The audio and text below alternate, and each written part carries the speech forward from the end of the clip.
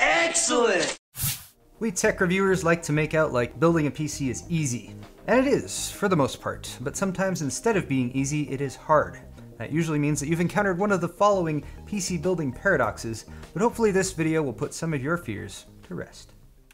Screw struggles. If you've ever had to bust out the pliers to separate a screw from a motherboard standoff, then you've already learned this hard lesson about our Phillips-headed friends. You see, the fact is that the PC building gods, in their infinite wisdom, chose to use two separate standards from opposite ends of the globe when choosing which types of screws should commonly hold our computers together. There is UTS 6-32, which is based on the Unified Thread Standard, which is used in the US and Canada, and then there is M3, based on the metric system. I usually call UTS 632 the coarse thread screw. It's used for power supplies, 3.5-inch drives, PCIe expansion slots to hold on your case's side panels, and most of the time for motherboard standoffs.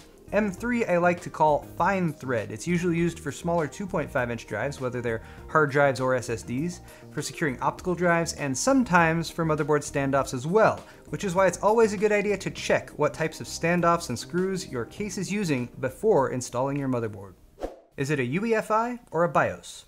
The BIOS, or Basic Input-Output System, is what your PC churns through as it boots up, and it has long been a place of fear and uncertainty for new PC builders. Now, we must also deal with the fact that newer motherboards don't have a BIOS anymore. It's become the UEFI for new motherboards since about 2014, which stands for Unified Extensible Firmware Interface, which really just rolls off the tongue and is not confusing at all. At least when I tell people what BIOS stands for, it would kind of click a little bit, and they'd be like, oh yeah, that kind of makes sense. To be fair, the BIOS has been around since about 1975, and the new UEFI standard was needed to allow booting from larger hard drives, for low-level operating system tie-ins that allow UEFI-based computers with Windows 8 and Windows 10 and an SSD to boot in like 15 seconds or less. Just remember that for you, it still works functionally the same as a BIOS. You can still access the UEFI by tapping delete during startup. You can still revert to default settings using your motherboard's clear CMOS function if you happen to screw anything up.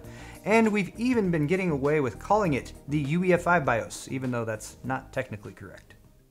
Busting static myths. I've given my fair share of warnings about electrostatic discharge, or zapping something to use the scientific term, but the fact is that I have never in my life actually damaged a piece of computer hardware with a quick shock from ESD. That's not to say that you should ignore ESD completely, but using practical methods to neutralize your static buildup, like touching your power supply's housing every so often while it's plugged in and grounded, is almost always enough to prevent any issues.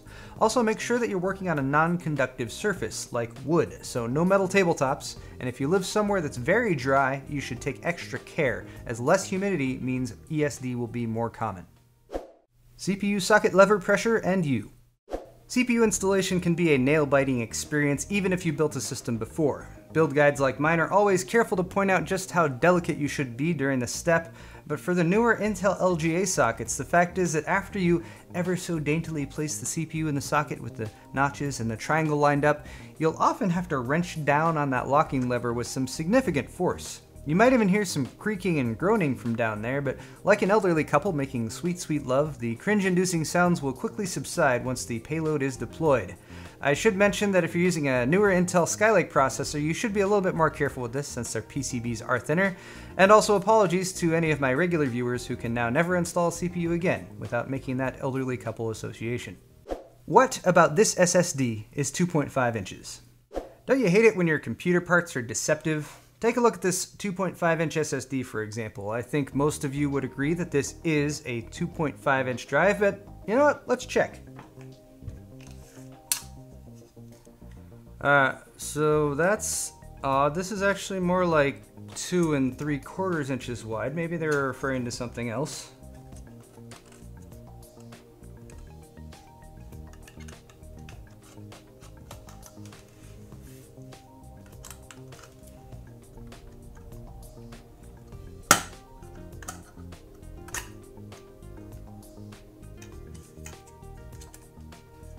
Alright, so I have discovered that no part of this drive actually measures 2.5 inches.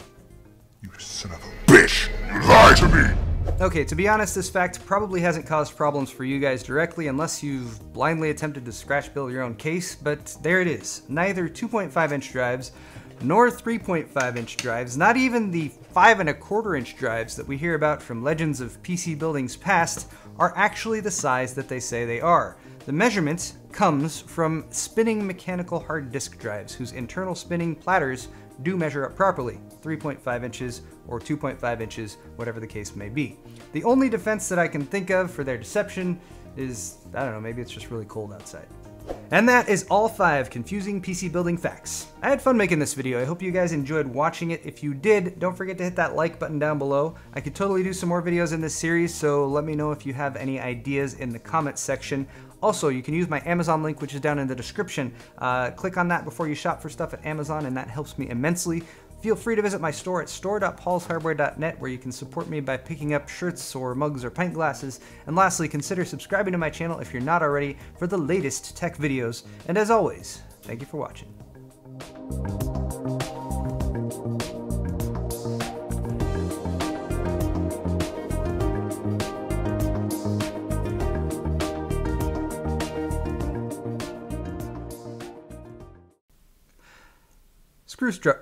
Screw struggles.